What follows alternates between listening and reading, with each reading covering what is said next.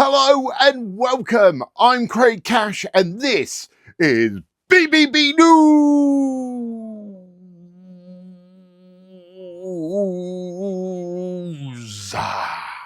Ooh, that was good, wasn't it? So what we got coming up today? Well, we've got an interview with a previous 5-minute competition winner. Who could it be? And we also have a star interview with the one, the only. There's only one other in the world. It's Pippity Pop. So, let's roll VT.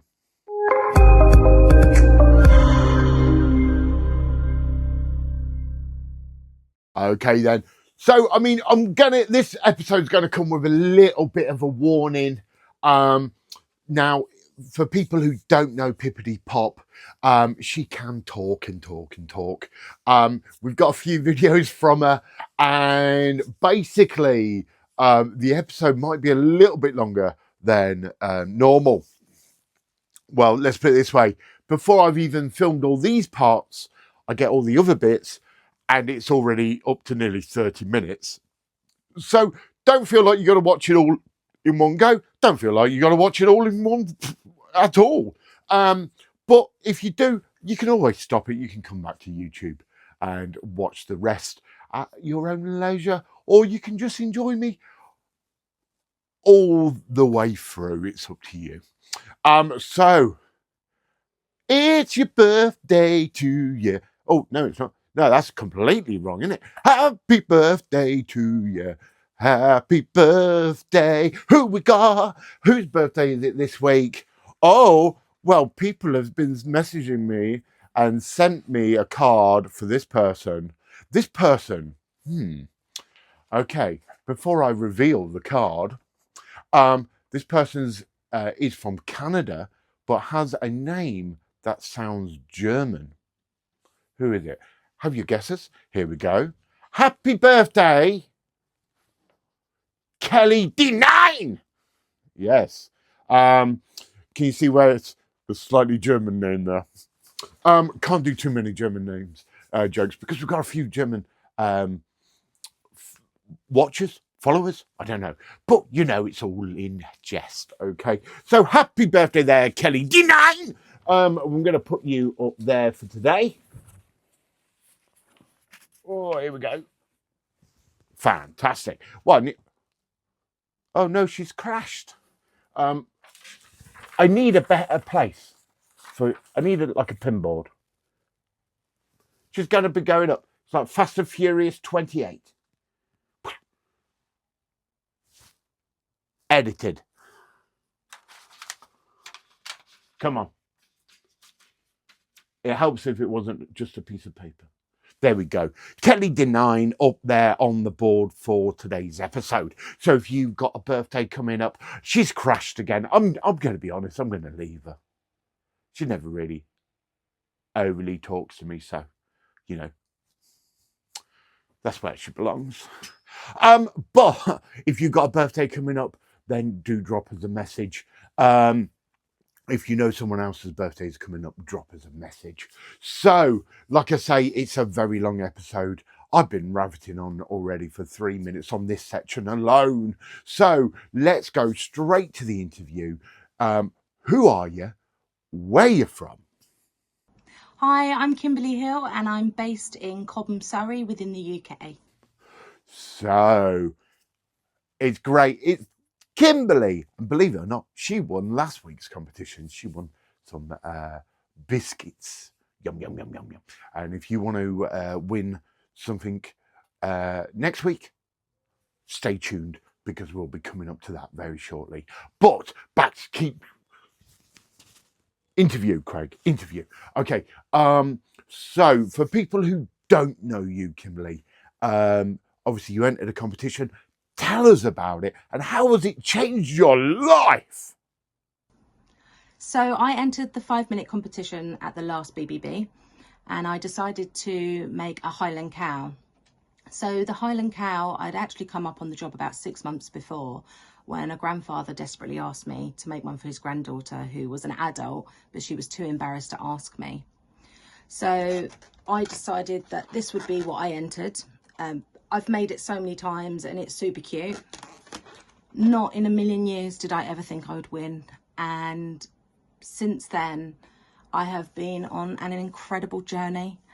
I have travelled and taught in Amsterdam. I have taught in Florida. And I have made the most incredible friends, and along the way met some artists who I have been inspired by for years and who I deeply admire. It has been somewhat of an incredible journey, and if it wasn't for BBB, I wouldn't be doing what I'm doing now. I wouldn't be making tutorials, and I certainly wouldn't be traveling as much as I have been. So thank you for everybody for voting for my little cow last year. I just state I actually won the competition one year as well, with an alien design. I didn't get to teach in other places, and it hasn't changed my life. But I did win an amazing prize, so that's one thing.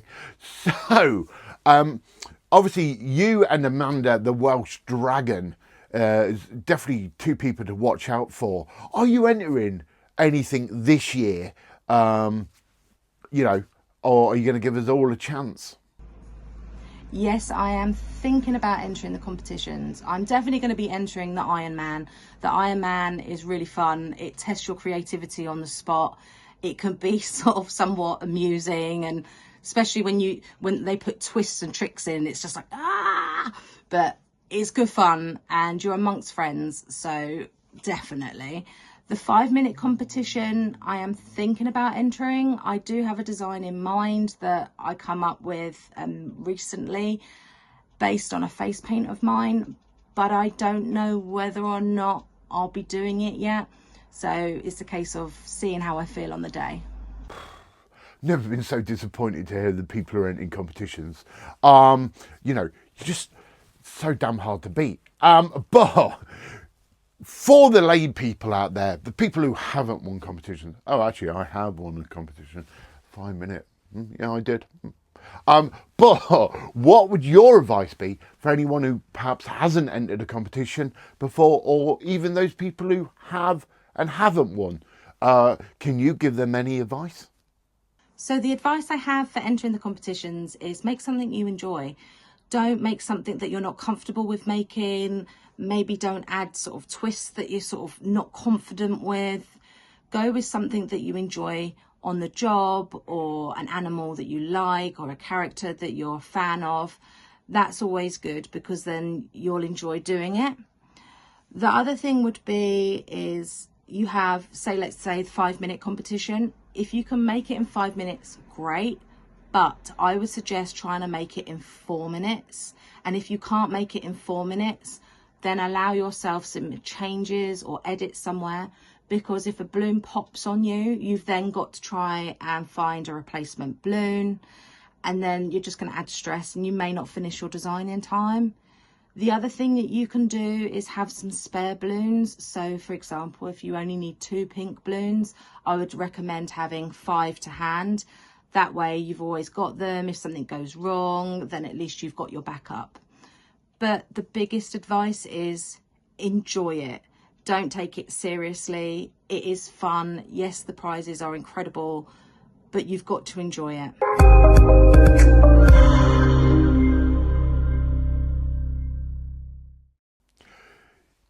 Some fantastic advice there from Kimberly.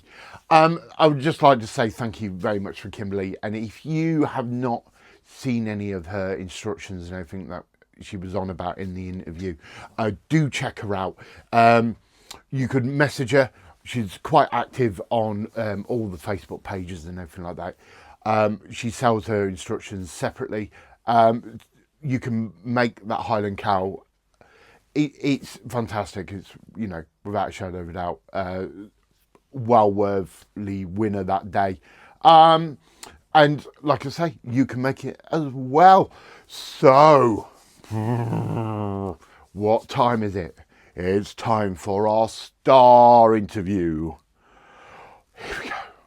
She's a friend of mine and yours. She's from Australia.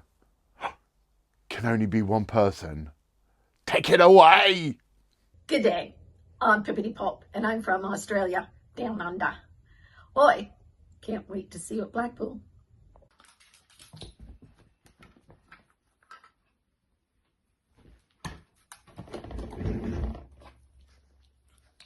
That's not Pip, for goodness sake. Yeah, Lee, Michael, Craig needs to be sacked. He's talking. He thinks he's talking to Pip, but it's not actually Pip. Yeah, agreed. Yeah, we'll sack him. I'll call Shelley. Hello and welcome to BBB News. It is indeed Shelley, the less hairy twin sister of Craig.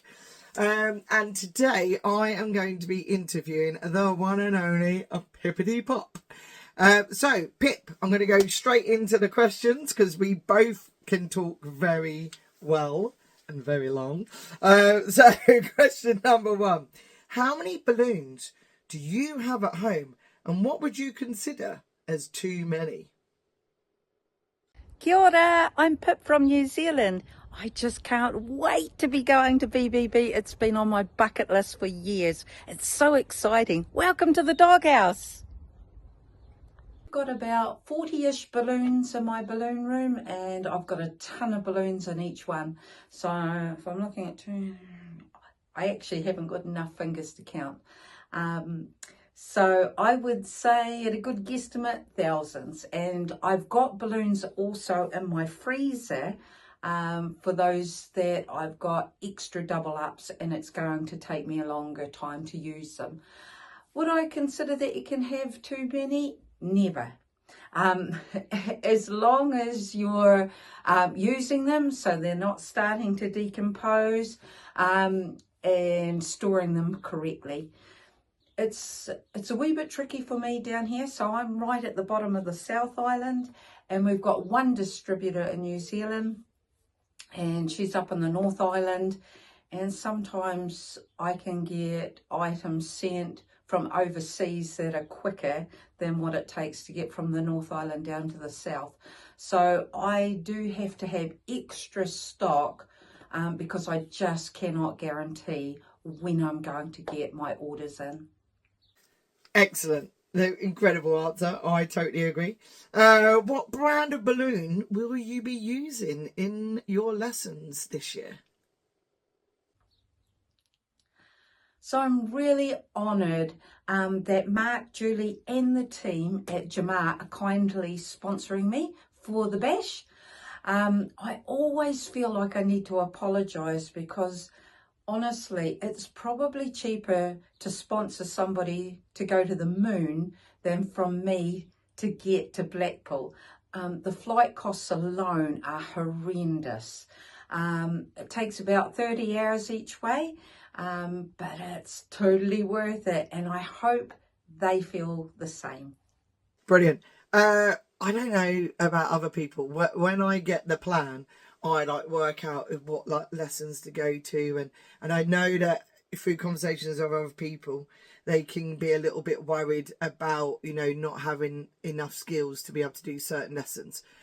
So on that basis, what could be expected from your lessons, and what kind of skill set would people need? Well, I totally expect laughter, and I know that's just from my accent alone. I'm really excited about my classes. Whenever I have the honour of teaching, I always create brand new designs to teach. So those that attend the bash will be the first ones in the world. See, I'm bigging myself up here to see them. We'll be using a few different shapes, which will be fun and always good if you've never tried a particular brand before, so you get to have a feel and a play and see how they measure up. And the other thing, we will be making friends with raisins, and there'll probably be a marriage, but it's nothing that you can't handle, and you'll have a lot of fun doing it. I always have lots of tips and tricks. I know when Tony Twist was editing my videos, he said they were as long as Lord of the Rings had he not edited out all my rabbiting. So like I'm doing now. Okie dokie. So, what is the most random request you've ever been asked for? My most random request.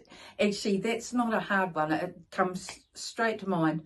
So, years ago, I was doing a gig for a rodeo. And this gorgeous wee girl came up to me and said, Pippity Pop, she must have been about 7. She said, I know that you've got a board to help us choose, but she said, you said that you could ask for things and you might be able to make them. And I said, sure. And she said, can you please do me my favourite, now hopefully I'm pronouncing this correctly, echinoderm. And I'm thinking, what the heck is that? You know, she's 7, I should know what it is. And so I fudged it by saying, oh, and what is your favourite one of those?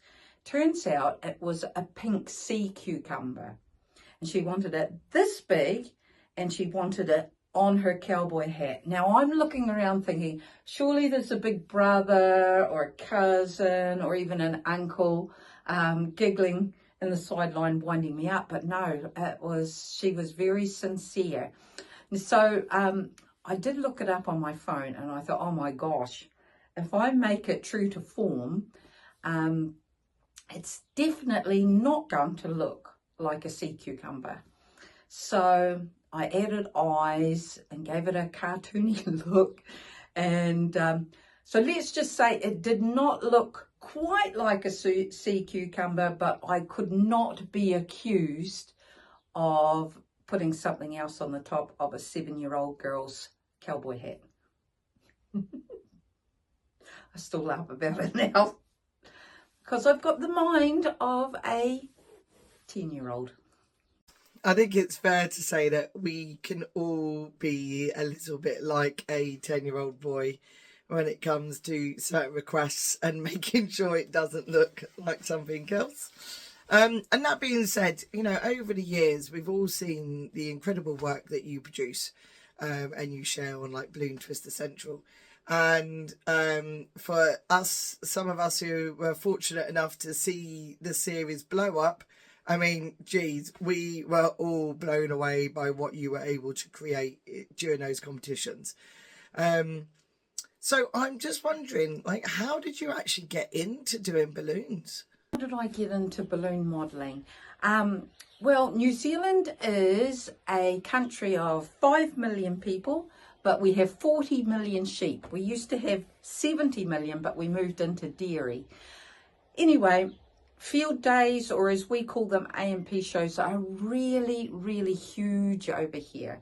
And so when I was 8, went to the show and I saw my first balloon twister, and I was absolutely mesmerised, absolutely fascinated with him. And he had 3 designs that he was making. One was a poodle, and my one balloon poodle I still make exactly the same, just as a little honour to him. The second was a, watch my finger there, the second one was a meatball dog, or I think he called it a pregnant dog. So that's where you actually have a jewel tone and then you have the bubble inside its tummy, or puku as we say over here.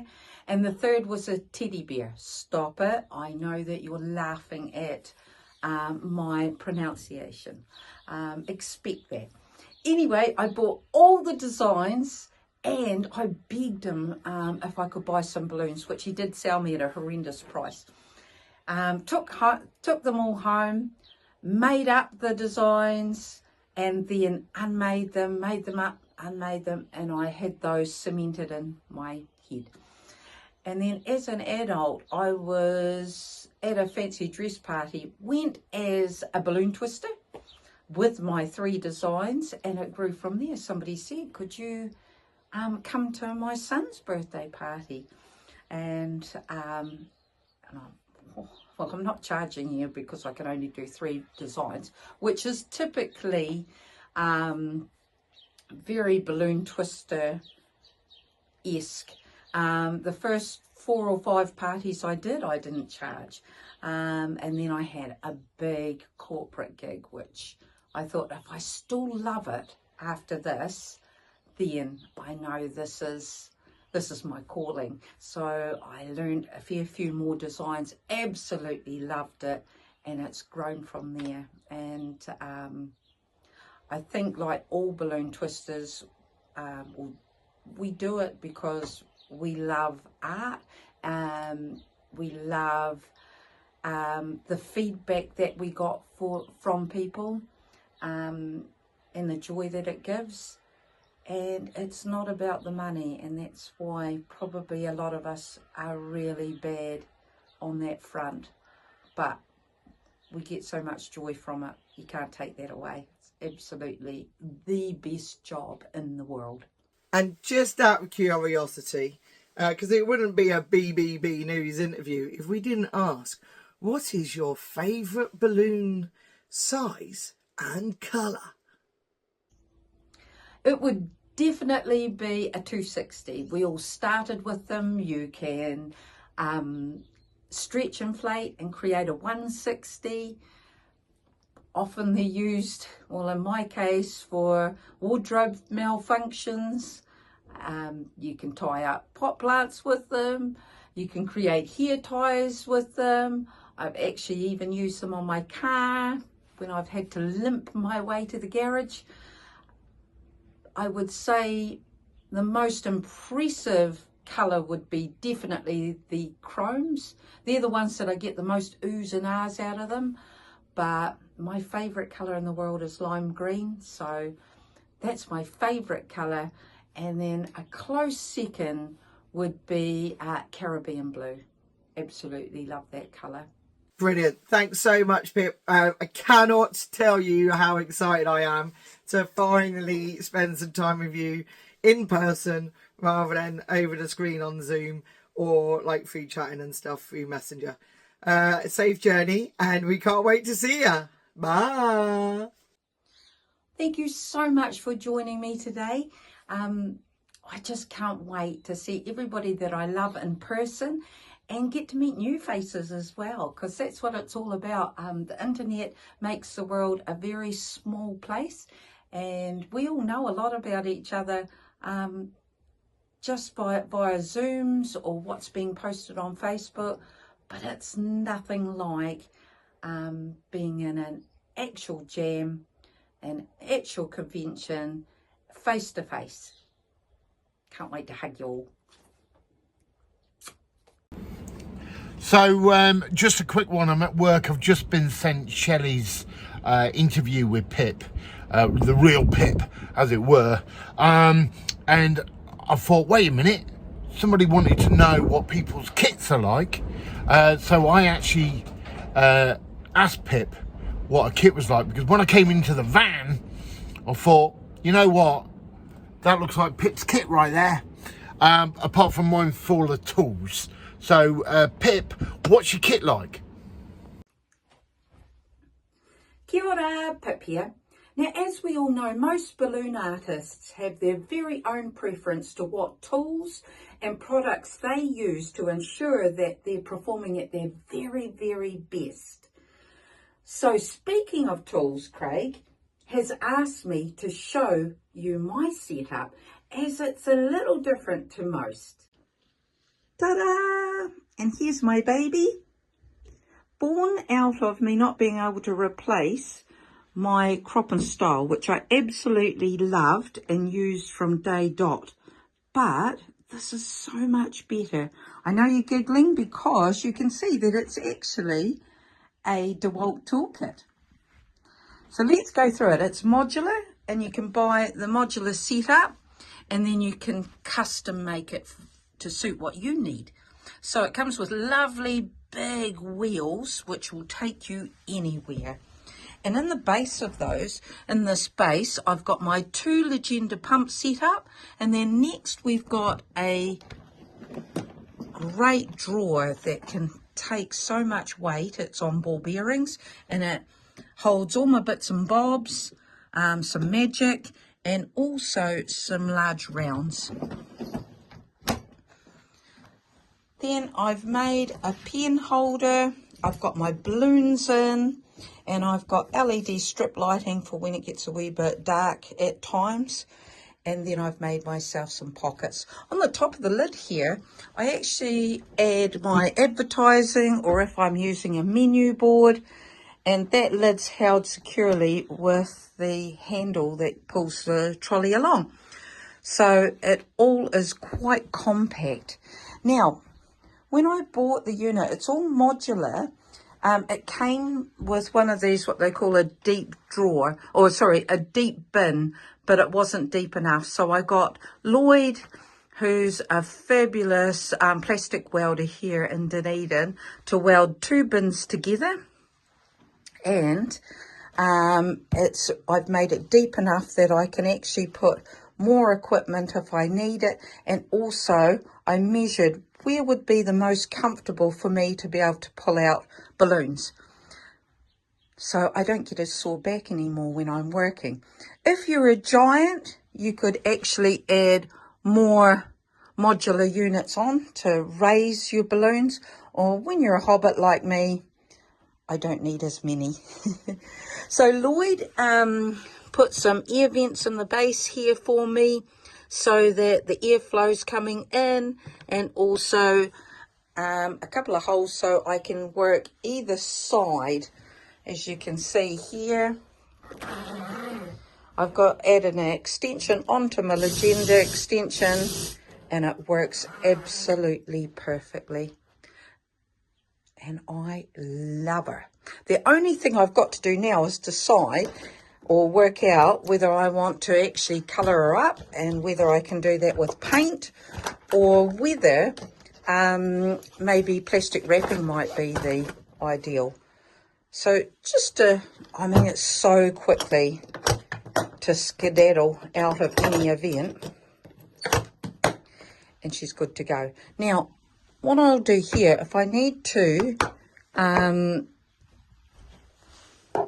pop her in the car, it just breaks down like that. Each unit breaks down, and I have actually flown up to our Wellington to do an event, and I just took the base with a Ron Fowler bag in it, because when I open it up, you'll see that there's a ton of space in there, and that was enough to put an Aloha bag in, and my pumps, which I can tell you a story about them, and almost getting thrown off the airport, out of the airport,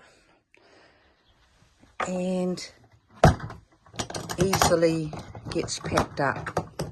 So there's no faffing around with tables or anything else. You can just pop it together, clip it together, and you're good to go, and you're out of there. So that's my baby, and I absolutely love her.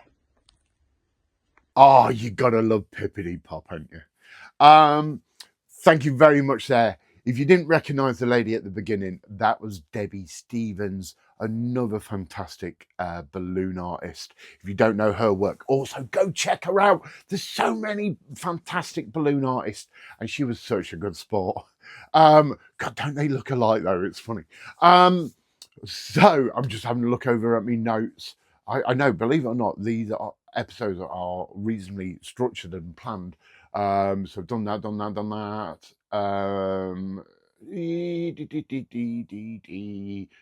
I can't even read. Oh, my days. Yeah. It's a part of the show that people don't ask for, but people get. It's time to find out who won last week's prize of some popping candy and some foil balloons. Like I say, these actually gone down in price now. Not belittling the prize, because, you know, at the end of the day, it's free. But you can pick these up in B&M at the minute for 39p. You might end up getting a couple more. I went and brought like about 10 of them, just opened them up, loved the popping candy, got the foil balloons. So yeah, absolutely. But we've got a little sponsor for this week's episode for the prize, because he felt sorry for me and he felt that I was just giving away Christmas biscuits that someone else given me. But it's untrue. I actually went to the shop and brought that rubbish. Graham Lee has sponsored this week's prize. Now, he's going to give you some foils away. When he's done the movie, he's found some foils. He's got some foils and he's going to give them away to the winner. So if you are the winner of this week's prize that Dirty Gert is going to give away, do contact Graham Lee and organise the collection of your prize when you are at Blackpool. It's only fair. Don't make him ship them. You know what I mean? So Dirty Gertie, take it away.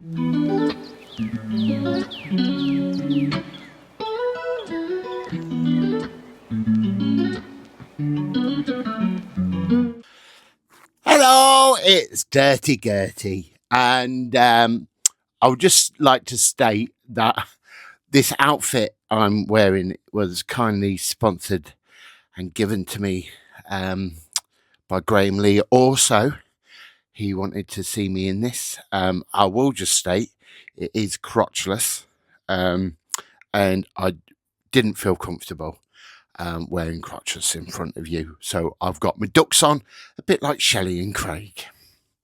So, who's going to be this week's winner? I haven't even got a place for a microphone. I'm having to hold a mic. Okay, but here we go.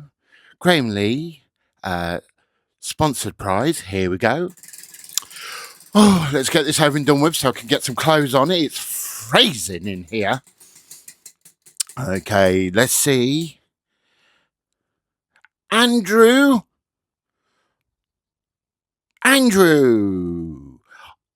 I would say your surname, but I can't read my own writing. So, Andrew, well, the cold clearly got to Dirty Gertie there. I would like to apologise on behalf of Dirty Gertie for her outfit. What I'm going to say also is, Andrew, you did not win a prize sponsored by Graham Lee this week. That is the prize for next week. You've won alien balloons and popping candy. You will get a few. I'll see what stock I can pick up and I'll get you a couple. You know, at the end of the day, they're out there. It's free. If you want to win next week, that is the prize from Graham Lee. Even though Graham Lee did provide the outfit for Dirty Gertie, it didn't look the same on her as it did in the picture. Might insert a picture now. Yeah, you can see. Looks better, and you can see how it glows. So if you want to win next week, you need to answer this question. Not sponsored, but given to Pip today from Shelley. How many balloons are too many balloons? I don't know what the answer would be to that. But I'm looking forward to seeing all your answers below. So do drop a comment below and get into the draw for next week to win some more foil balloons. So for me, and from Dirty, which might actually be the last time Dirty Gertie comes on, because I think Dirty Gertie might get cancelled. I'm pretty sure Louise might be ringing up going, yeah, no, I know it was a bit of a joke about sacking Craig, but I might actually get sacked from this free show. It's the first time I've been sacked from a volunteering show. But there we go. So if it's Shelley hosting next week, you know why. Hopefully we got an interview with another star, but people are busy and everything like that. But if not, I'm sure we'll come up with something for you to watch, something you to talk about. I'm so sorry this has been too long. And yeah, for now, bye.